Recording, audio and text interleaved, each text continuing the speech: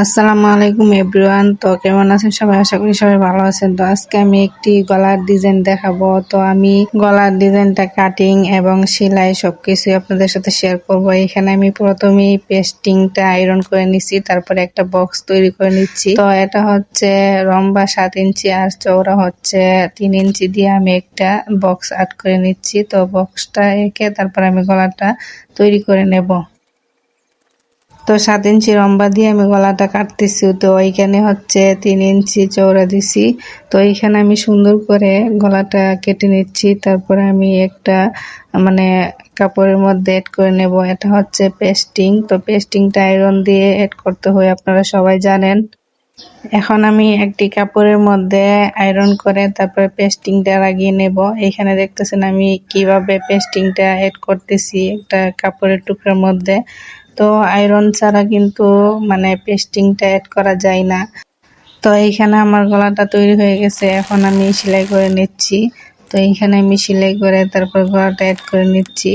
তো আসলে এই গলাগুলা অনেক কষ্ট সেলাই করা, দেখতে পাচ্ছেন কিরকম ভাবে সেলাই করতেছি। এই গলার ডিজাইনটা ধাপে ধাপে সেলাই করতে হয়, এইভাবে সেলাই করতে অনেকটা কষ্ট লাগে।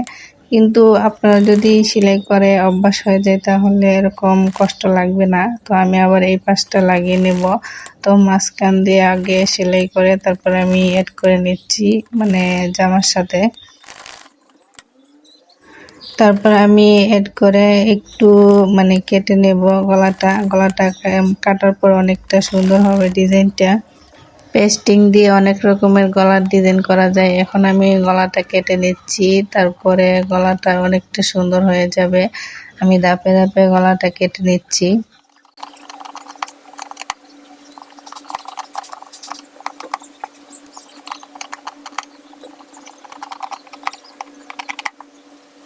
গলাটা কাটা শেষ, এখন আমি কোনাগুলো কেটে নেব যাতে মিহিন হয়ে যায়, একবারে এড হয়ে যায়, জামাটা অনেক সুন্দর লাগে দেখতে। তো আমি সবগুলা কোনা কেটে নিচ্ছি। তো এখন উল্টিয়ে ফেলবো। তো উল্টানোর সময় অনেক রকমের সমস্যা হয়, তারপরে একটু ভালো করে আমি উল্টে নিছি। এখন একটি চাপ সেলাই করে নেব। তো এই চাপ সেলাইটা করলে অনেকটা সুন্দর হয় গলাটা।